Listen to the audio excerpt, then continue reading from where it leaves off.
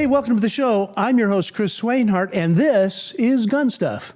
Gun Stuff is dedicated to arming America, one law-abiding citizen at a time. If that describes you, you are in the right place.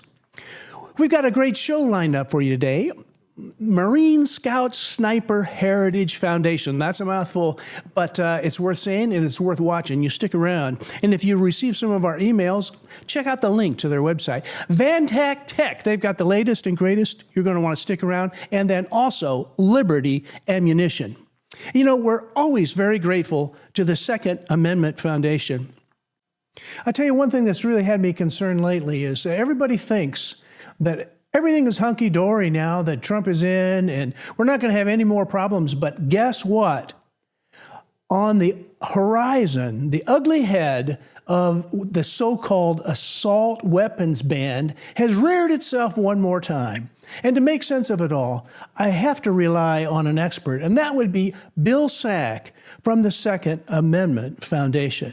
Hey, Bill, thanks for being on the show. Hey, Chris. Thanks for having me. Hey, I appreciate everything you guys do at the Second Amendment Foundation, because if you left it up to me, I wouldn't be worried about this kind of thing. But according to what I have heard from Matt and the others at the SAF, that there are some issues now.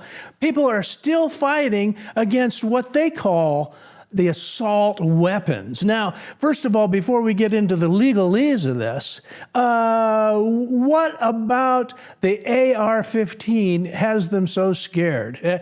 They call it assault rifle, and they think AR-15 means assault rifle.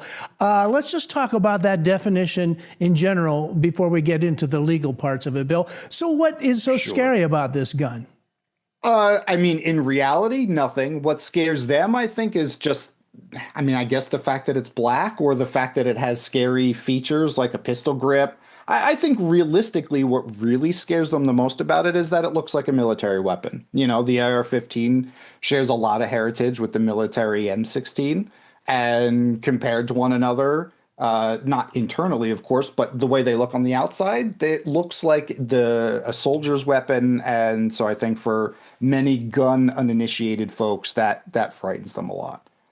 Well, the nice thing about it is this is just sort of a fringe rifle because hardly anybody uses the AR-15, or correct me if I'm wrong. Oh, yeah, no, nobody has AR-15s. I mean, I definitely don't have like a dozen of them upstairs in my closet. No, the AR-15 is as numerous in this country as the Ford F-150. There are probably tens of millions of them in this country. It's been the most popular rifle in the country, if not the most popular firearm, for at least a decade now. They are, without question, very common in this country, and certainly in the safes and in the closets and next to the nightstands of hundreds of thousands, if not millions of homes. What do you think makes them so popular? I just think they work. I mean, that's the main thing. And it's a popular round, it's a cheap round, and it has very little recoil, doesn't it? Yeah, I mean, people like the rifle, I think, for all the same reasons that anti-gunners want to ban them. They're easy to use. They're modular. You can set them up any way you want to do whatever it is you want, whether you want to plink it 1,500 yards or you want to be able to, protect yourself inside your house. They're widely available. You can work on them yourselves. You can build them yourself. The ammo is relatively easy to find and relatively inexpensive. It's just a good gun. It's ergonomic. It's easy to use. And so for all of those reasons, millions of people all over the country choose to use it for lawful purposes, from self-defense to sport shooting to hunting to lots of different things in the middle. Now, the caliber is .223. Now, that's not too far from a caliber that I grew up in Boy Scouts, .22. So it has a little bit more, a lot more power and so forth. I'll give you that. But still, it's not like my dad's hunting rifle that can blow a hole all the way through a deer. So I think it's a popular rifle for many reasons. Now, I heard that just recently the SAF has got entangled with some legal challenges to this rifle. And why don't you describe that for us? Sure. So, yeah, I mean, we've been fighting assault weapons bans for years and years now.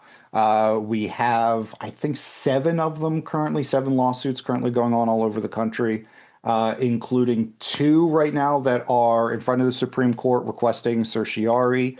One of them, our Viramontes case, which challenges our Cook County, Illinois assault weapons ban. So that's like the Chicago area assault weapons ban. That case was just conferenced again before the Supreme Court on Friday, the 16th, I guess, or no, the 19th, right? This past Friday. And then Grant, which is our other assault weapons ban case currently before the Supreme Court. That's our Connecticut assault weapons ban case. And then we've got multiple others, including another case out of Illinois called Harrell.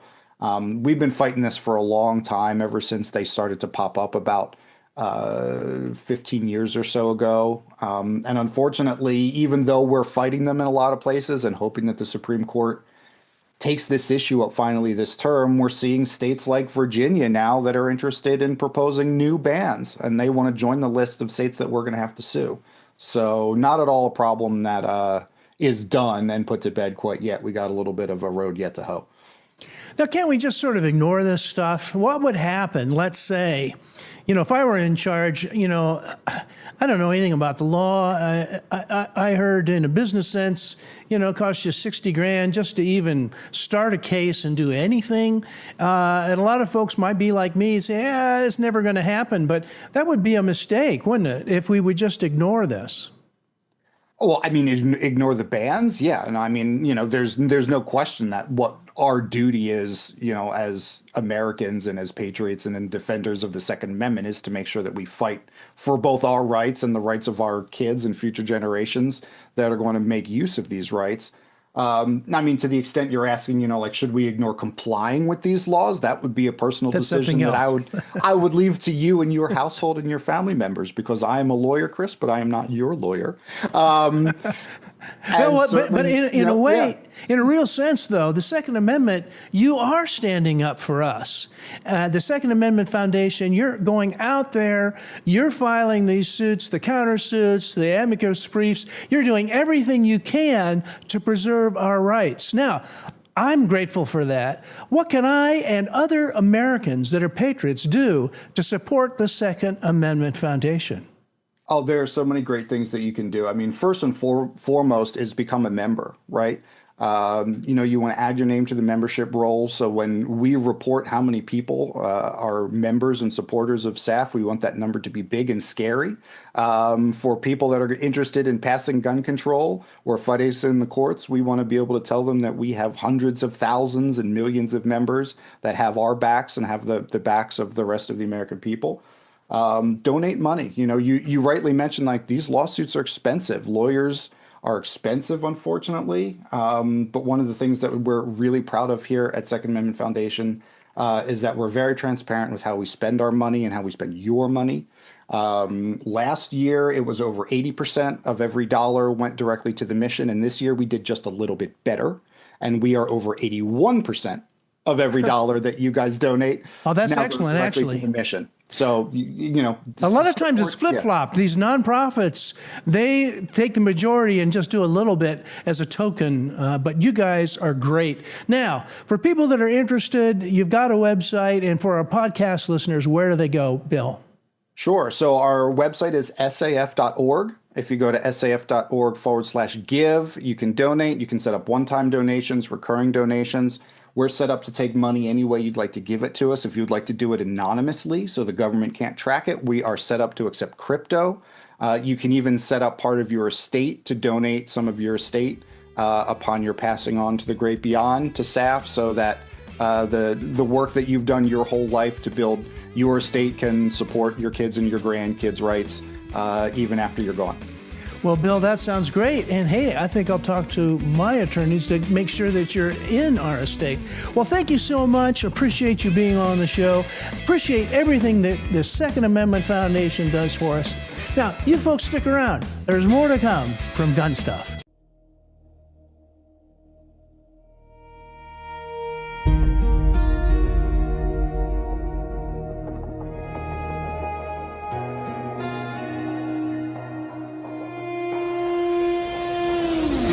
There's a kind of strength you can't buy or borrow. It's born in the fire, tempered by sacrifice, and carried by those who never stopped serving. Some heroes wear uniforms. Others wear scars. They're veterans, first responders, and Gold Star families. Men and women who gave everything and still keep giving. At the Warrior Shield Foundation, we stand beside them, shoulder to shoulder, providing the support, the care, and the community they deserve. We're a proud non-profit, a 501c3, built to protect those who protect us. We don't just serve our own. We help other non-profits reach their missions too, because together, we make the Shield stronger. Donate and help our cause, help their cause, because every act of kindness builds hope where the battle still rages inside. Join the mission. Donate today. Visit warriorshield.org, because heroes deserve a foundation as strong as their sacrifice.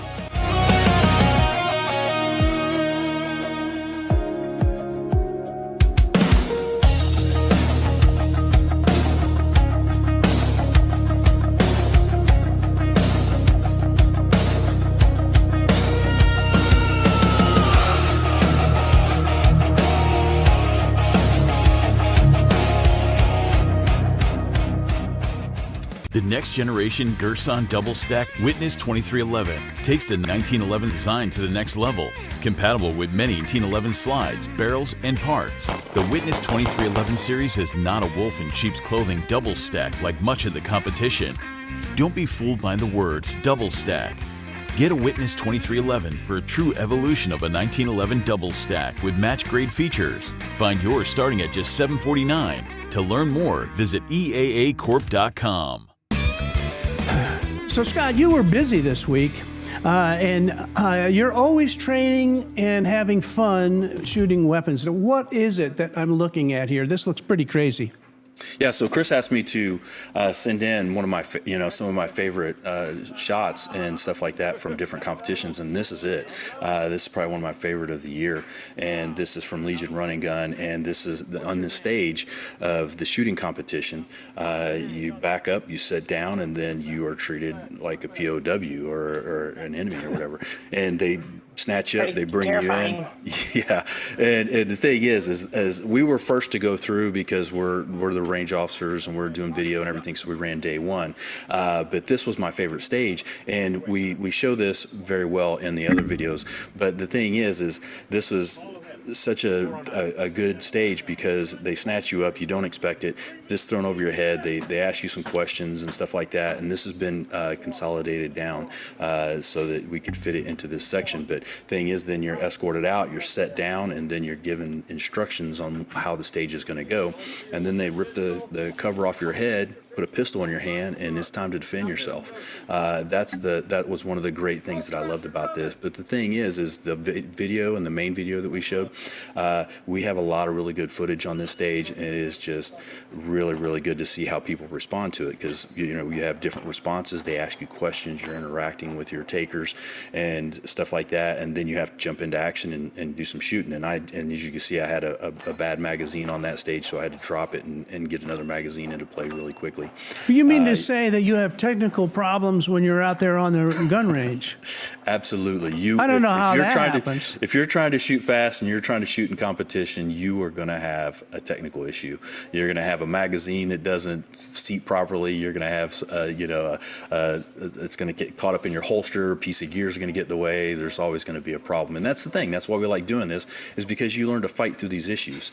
But this is such a fun stage. It's probably one of my favorite stages of the year. So to let you folks know who we're talking to, Scott, why don't you introduce our co-host? Yeah, so this is Katie.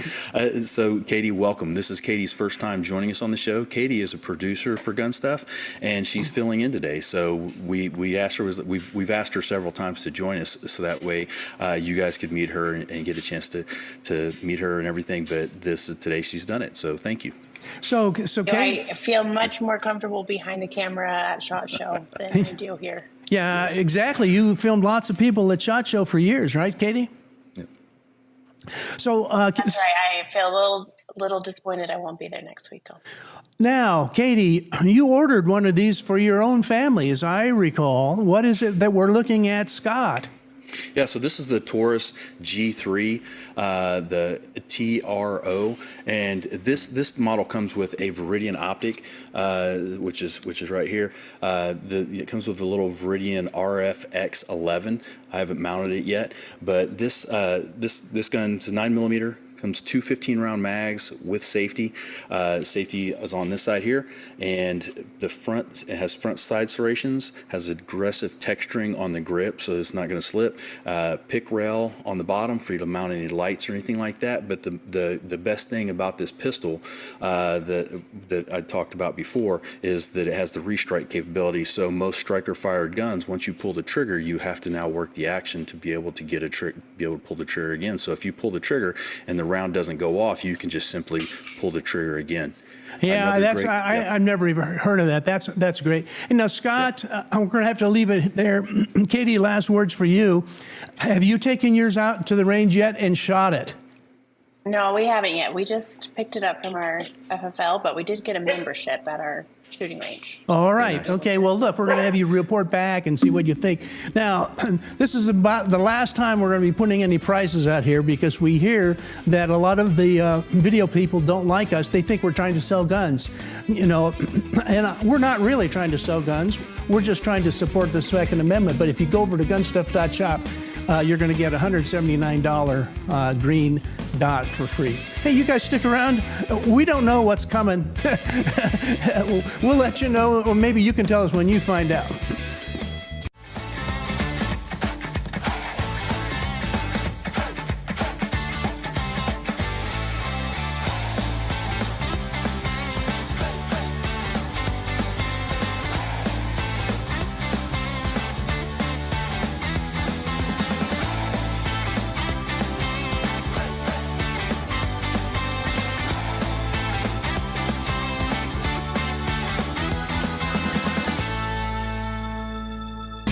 At the beginning of the show, we told you that the Scout Sniper Heritage Foundation was going to be on the show. Now, just a tip before we introduce Tim Parkhurst.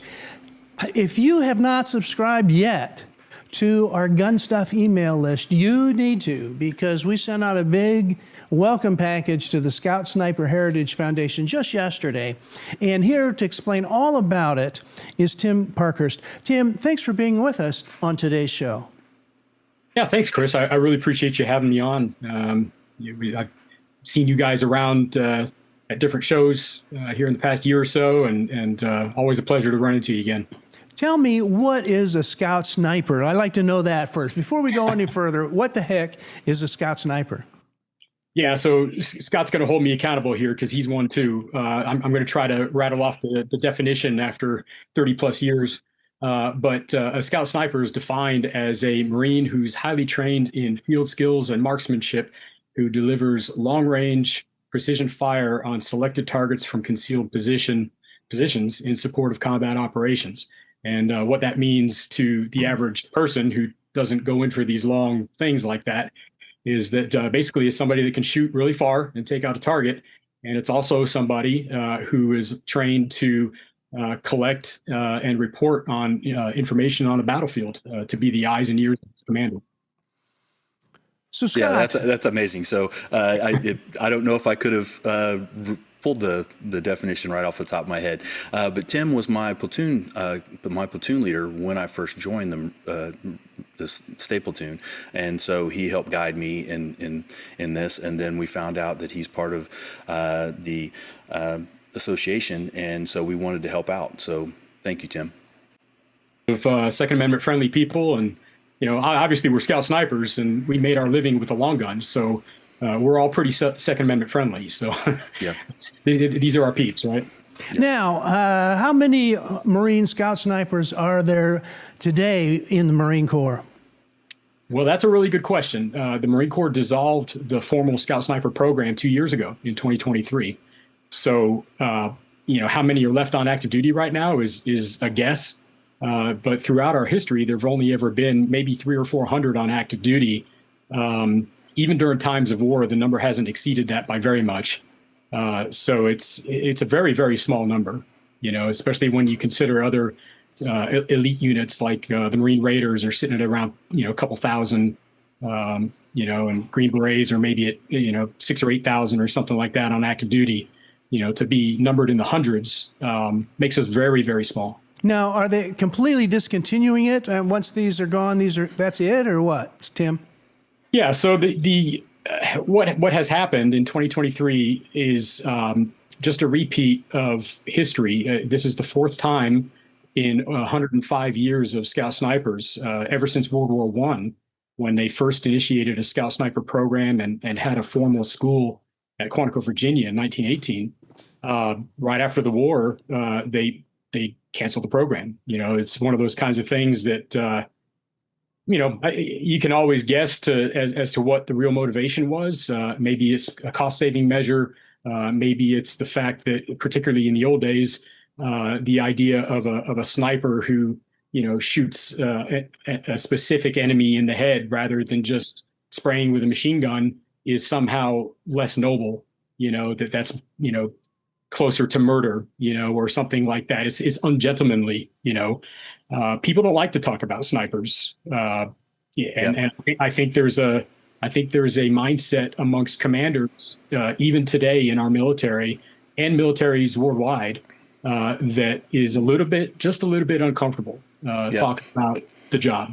And I also think it's also a break glass in case of war type scenario. They stand up the program because they're needed. They're needed on every battlefield, and then they start the program, and then they move away from that war, and then things settle down, and they're like, oh, do we really need to keep them? And then they keep them around for a while, then they don't. Then they get rid of them, and it's one of those break glass in case of war. The next big major conflict, they'll stand them right back up, and they'll put them right back in action. But the thing is they keep doing this. So, yeah, and one of the problems is they're very well ignored or misunderstood or just forgotten about, and your foundation wants to correct that. In a small way, but in a permanent way. Tim, tell our viewers what they're looking at, please. Yeah, absolutely. So our mission is to remember the sacrifice and honor the legacy of the 105-year history of Scout Snipers. And what you're looking at in the image there is a rendering of what our Scout Sniper War Memorial could look like. Obviously, it'll be slightly different, but the gist of it is a bronze sculpture that depicts a shooter and an observer, a two-man sniper team.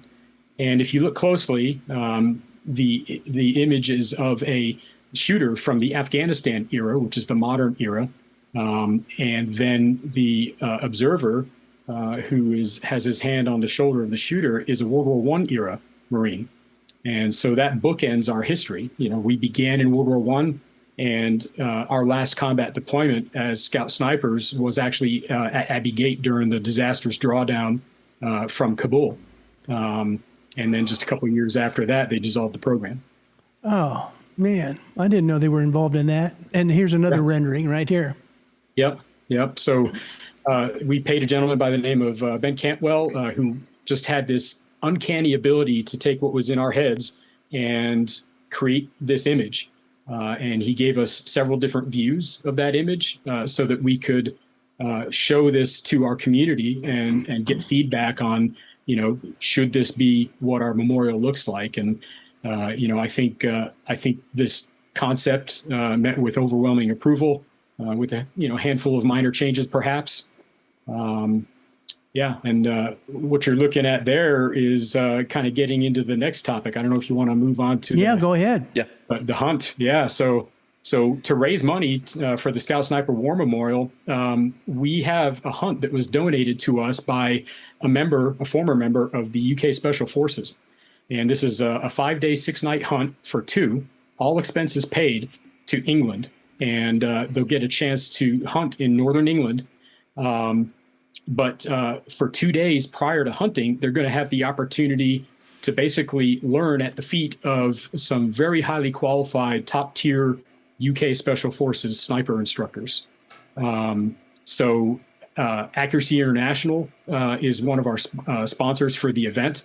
They're going to provide weapons on site so that our winner doesn't have to worry about trying to get a rifle from the US to the UK and all the import-export stuff that is involved there. They'll just come, show up, fly into Edinburgh, Scotland, meet Andy, our sponsor, who's there on the right in this image. And he, for the next 2 days, Monday and Tuesday of the week, they'll go to the range and they'll shoot AI rifles and stretch their legs out to a mile or beyond. And then for the next 3 days, they'll go out and into places that you're looking at here. These photos were taken in Northern England, Northumberland. And Scott and I had the opportunity to go out there earlier last year and kind of scout out the property, the hunting ground, all the different accommodations and things that we'll need to set up for our winners of this raffle. And so this is a really exciting fundraiser for us.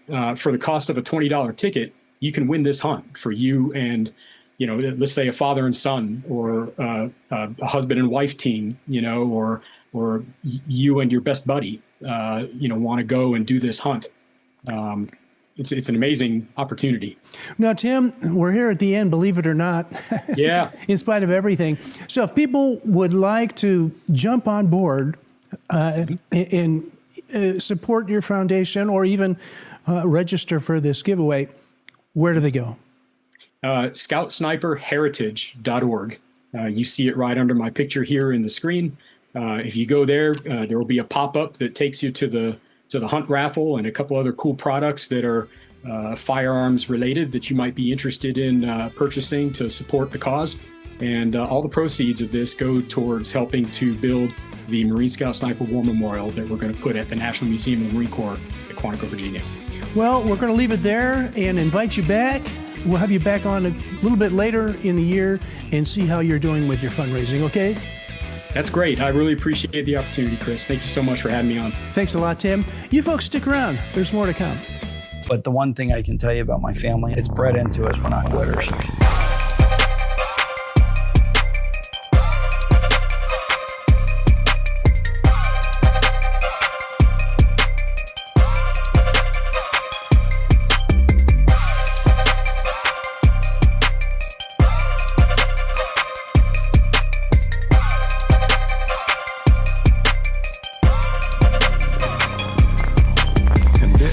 Facts and Firearms. Welcome to the show, Jody from Vantac Tech. And Jody, you're out someplace where it looks, are you out in Hawaii or where the heck are you? It looks like you're having a great time, Jody. Just in the backyard in Las Vegas, staying with some family. All right. So are we going to meet up with you next week at SHOT? Absolutely. We're going to be in the Caesars Forum. Okay, well, that sounds fun. How long have you been going to SHOT? Oh, well, I was a policeman here in Vegas. I lived here 40 years before, and then I retired, moved to Montana. So I went to the show all the time. It's interesting. I can still remember, I believe it was 1998. Sometimes we would walk through there in uniform, and a buddy of mine came running up to me. He was actually a North Las Vegas SWAT guy, and his brother was on our team. And he said, Jody, you got to try this product out. It's my buddy just made it. It's brand new. And I said, okay. And I took them, and they were Magpuls. Oh, Magpuls. That's when Magpul was a little 10 by 10 booth, No kidding. Well, now you're there with Vantac. Tell our viewers a little bit about Vantac. We're going to give you the floor, and you can introduce, how you got started and what you guys do. Sure. After I retired from the police department here, I was a sniper the last 8 years on the team. And we moved to Montana because I always wanted to be there. And I just kind of messed around, had fun for a while. And then I had the opportunity, I ran for sheriff out there. And then when the recession hit, we had invested a lot in land, and that hurt a lot of people. We were included. So I ran for sheriff, and when I didn't get the election, I got an opportunity. I got an opportunity to train in Abu Dhabi. I was the lead tactical coordinator, building the world's largest SWAT team in Abu Dhabi, and that was a great experience. My wife and my 2-month-old boy went with me, and we were there about a year and a half. And then when I came back, we actually came back on vacation. They re-upped our contract, so we came to Vegas, where all my wife's family is, and a couple of weeks into the vacation, they had cut the contract. That's how contracting is. So anyway, so we stayed here for a while. All our stuff was in Montana, and then one night I got a thought in prayer, and it was about this product. So we started chasing after this product. Well, I tell you what, we have some sample, video and media here. Let's see if I can bring it on here. Okay, so the dads. What the heck is the dads? Now, I wish Ursula was here because she's always calling me the granddad. So, what is this system here? So actually, the dads, we named it that because actually my son and I started him shooting. He started with toys at 2, real firearms by 5. We put it on social media, and we reached about 500 million with the B people. He and I shooting together. We got about 400 videos out. Unfortunately, we'd be a lot bigger, but social media wasn't so big on a 5-year-old that was shooting. But anyway, when I made the product, that's why I named it DADS. It's the thing I'm most proud of. It stands for Direct Access Defense System. But that's just because it's the most important thing in my life, is being a dad. And we're going to see it in person this next week, but I've got lots of media here. So explain exactly, what does this do? So if you think of the buffer tube that we've been living with since the beginning, it's just an inert tube that you have to take your hand off the rifle, one hand or the other, and push a lever to adjust your stock. If you think of the buffer tube, initially when they first came out, there were no adjustments. Then when they went to the carbine, there were 2 holes, one in the front, one in the back. Then there was 1 in the front and 3 in the back, because they realized length of pull matters. Well, that's what we're really all about. So we placed moving components inside of the buffer tube, and you can see that's an ambidextrous actuator there that goes on either side of the rifle. And this allows the shooter to now adjust your length of pull without losing cheek weld, without losing sight picture, and without taking either hand off the gun. Now, Scott, you've used this. What's your impression? Yeah, so they've sent one in, and we're going to be putting it on a rifle and taking it out and shooting it. But the main thing is this allows you to transfer between positions in different places without having to come off of the stock and having to use either hand to adjust your buffer tube. And we all know the problems of going from like a prone position with the buffer tube extended, then you come up to a high ready and a standing position, and then you're further back, because and when you change positions, your head changes. So that is the big problem that he fixed with this. And the thing is that is a big deal. It takes time to get your hand off of you lose your sight picture, your ability to fire and everything, to move your hand back to adjust your stock to get a good position. Whereas this, you can, with a finger, you can push the button and then adjust it wherever you need it to. And that's one of the great things about it. Now, Jody, it seems to me that this was a must-have that law enforcement, military would have. Do you have some of those type of contracts, people actually using it in action? Kind of like this guy right here. Yeah, that's my boy. He was 9 then. That's in our backyard. We shot a great video. It's a great ending. In the end, he's being pursued by the enemy, and his dad comes up and saves the day. It was a promo for the dads. But actually, I got all your media ready, and I would have never thought that was a 9-year-old. Yeah, he's awesome. He was out shooting adults by 6. He's a great kid, but kids learn so well when they're young. He just look how sponged it solid up. He is. Incredible. Yeah, right there, the guy that was filming fell down the mountain, but it actually makes it look better. But here, Dad steps in and saves the day and protects him. That's great. Yeah, and I had the opportunity to view all this prior to, so I love it. I absolutely love this video. He's like a mini-me. Oh, I love him. He's the greatest kid in the world. He's much better than me. But anyway, so what's really interesting about the product, I wanted to kind of follow up on what Scott had said, but what's really interesting is we've kind of killed the cultural cow. And that is that everybody just makes their stock work, regardless it's a stock or an adjustable stock. Nobody's going to move an adjustable stock if you're in a heat of action. And this thing is so beautiful. You could go through a doorway and slam it closed and go in and bring it back out if you wanted to, and the whole time you can still return fire. So we've gotten a great deal of, the first thing we wanted to do, we're just a small tech company. I never wanted to get into manufacturing. So we went out all the big guys at first, and a lot of people just didn't get it. We got in with Magpul, 6 years ago. And the guy, I won't mention him, but he's high up in there. He really loved it, but they never followed up. So the first thing we actually did was a 33 position stock.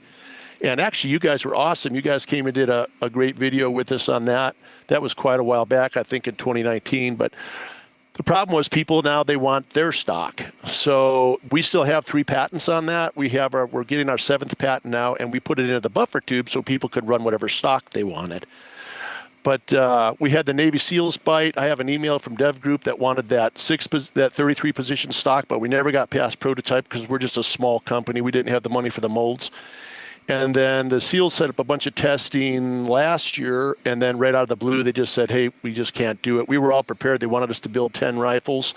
We do have a lot of law enforcement. We did have one active ranger that was carrying it, and we have a great picture of him on a helicopter. He was deploying with it. He loved it. He showed it to the SEAL Team 6 guys, and it just hasn't caught yet, but we're hoping for the best, So right now, we're really just counting on commercial to the public, and what kind of our biggest problem is we're 100% made in America. I'm proud of that.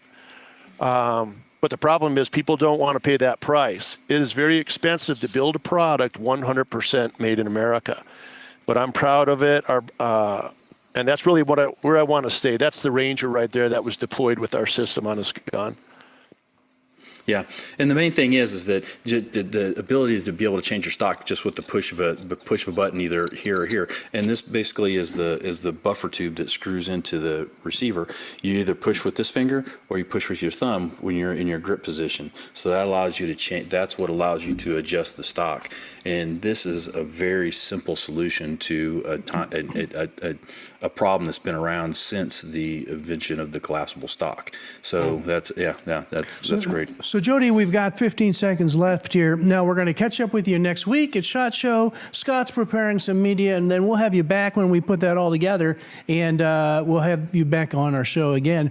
But until that time, how can people learn more about Vantac Tech? And remember, we got podcast listeners, so you got to tell them. Oh, sure. So you can go to YouTube. Unfortunately, we were kicked out of the channel 2 years ago, and they won't let us back in. So you can ask me questions. I can't answer them. And we post on Facebook as well. And then we are on Vantac.com as well. All right. But I appreciate you guys. This has always been great. You guys have always been so good to us from the beginning. And I am so appreciative of GunStuffTV. We'll catch up with you next week. And you folks, you can be there too, because we'll be streaming live all next week from the SHOT Show. Stick around. There's more to come from Gun Stuff.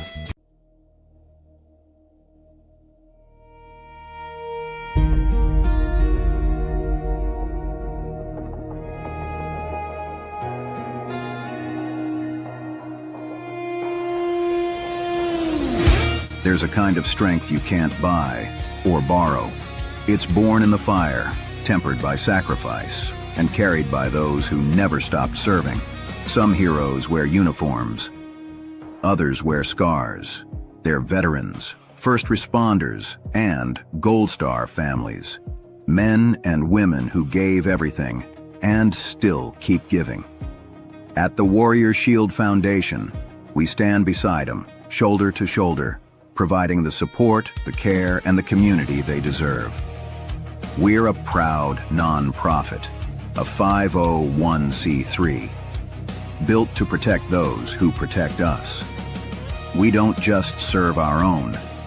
We help other non-profits reach their missions too, because together, we make the Shield stronger. Donate and help our cause. Help their cause. Because every act of kindness builds hope where the battle still rages inside. Join the mission. Donate today.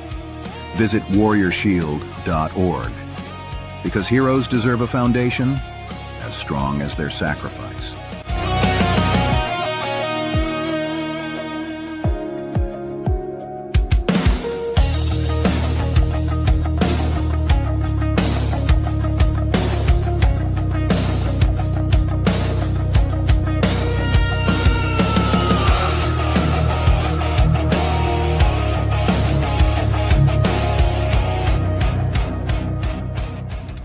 Well, welcome to the show, Gary Ramey from Liberty Ammunition. Gary, thanks for being on our show. Has more stopping power, less recoil, 100% copper, faster target acquisition. It has all the things that you want and you need. And frankly, most people do not understand ammunition. And Little Liberty is a technology company that's developed it. We've been around for 20 years. We've got 15 patents, a few more coming. And I have never lost a range day yet. And that's going up against the big guys, the Federals, the Spear, Remington, Winchester, have yet to lose one.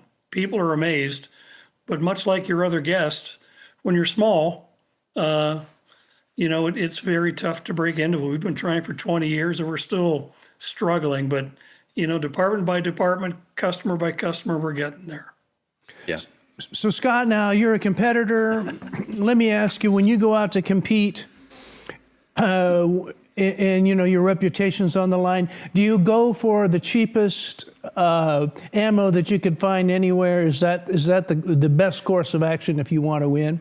Well, unfortunately, not if you want to win. Not if you want to win. But the thing is, unfortunately, most of us have to resort to things like that just because of the cost. But the thing is, this is my duty firearm. This is I'm sorry, not duty. This is my personal carry firearm, and this is my personal carry firearm. And these are the two types of ammunition that I carry in it. And this is it.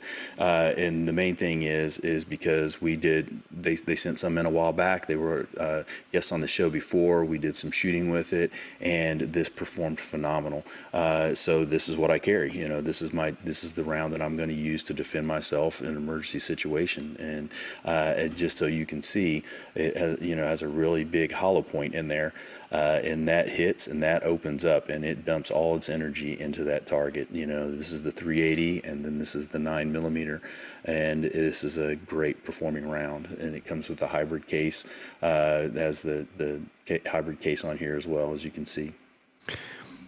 Now, Gary, last week we had on Olympic shooter, biathlete Tracy Barnes, and she was out there shooting and competing. She pays attention to her ammo, of course, for accuracy, but a lot of us are in this for a God forbid situation, that if somebody breaks into our house, or attacks us in our car or whatever, that we need ammunition that is not going to fail us. And why don't you tell us a little bit about how Liberty Ammo fills that need? I've got some media right here. Go ahead, Gary. Yeah, you bet. Thank you. First of all, self-defense situations are typically 21 feet or under. It's not a 50-yard, 100-yard rifle situation like most Olympic shooting is. I used to work for the USA shooting team, by the way, so pretty familiar with that stuff.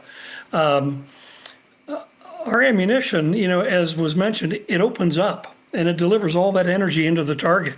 And that's really what you're trying to do. A lot of people carry a very popular 135 grain. Well, we're hitting 53, 54% harder, and we don't overpenetrate.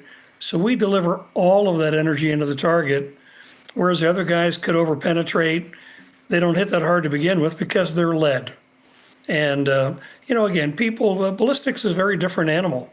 And I thought I knew a lot. You might have noticed I've got gray hair. And so I've been around. I was a competitor in the 70s. And I thought I knew a lot about ammo. I got to Liberty Ammo and I realized I didn't know a thing. I was living under a misconception all that time. Hey, by the way, on this last picture here, let me bring that back up.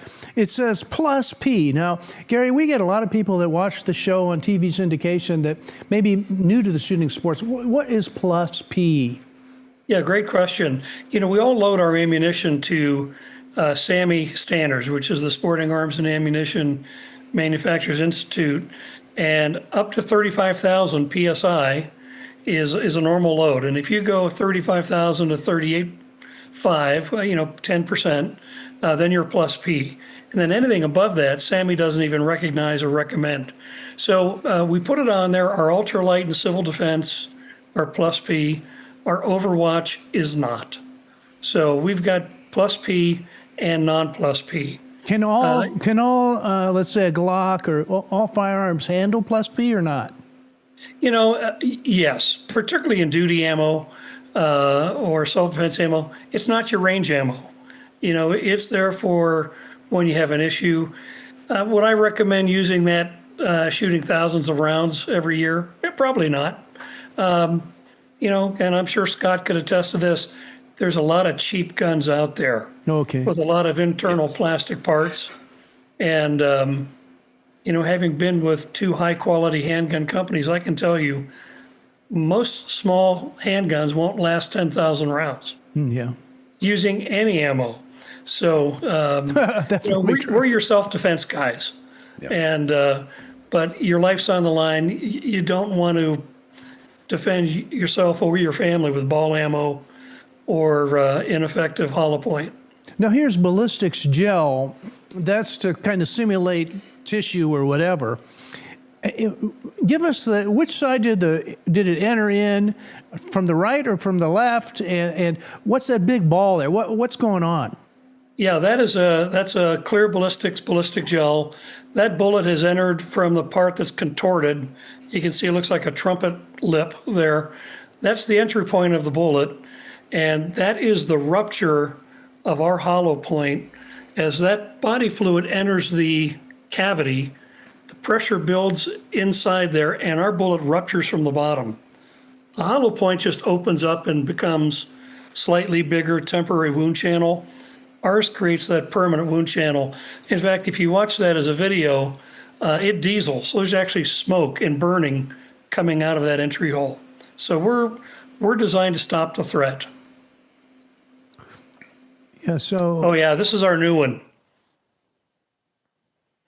This is our brand new product we developed for Well, what's law that enforcement secondary military. explosion in the middle there? I don't get that. What's going on? Yeah, that is gases, remnants of powder, that's everything burning up in there. No kidding. And as you can see, that bullet went a perfect 16 inches. And it creates a permanent wound channel.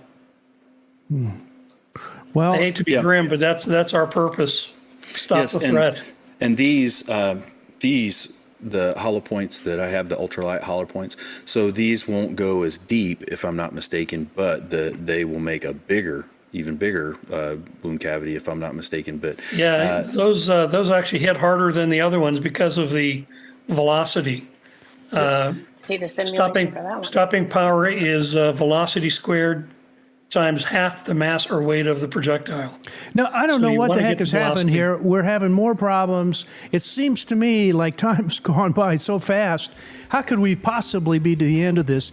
Gary, we'll meet up with you again next week at SHOT Show, but tell our viewers until then how they can learn more. You can go to libertyammo.com and learn about all of our different products, and we appreciate it. Okay, Gary, we're going to leave it there. We'll have you back on, and we'll see you next week at SHOT. You folks stick around and come back next week and see what's going on, all right?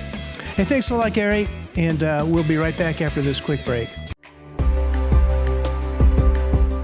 The headrest safe is quick and easy to use. Some may even call it a game changer. The headrest safe acts as a safety net, protecting your belongings while keeping them out of sight and out of bounds of others, serving as security while also keeping your valuables in bounds. That's what the headrest safe provides for me. Game, set, match.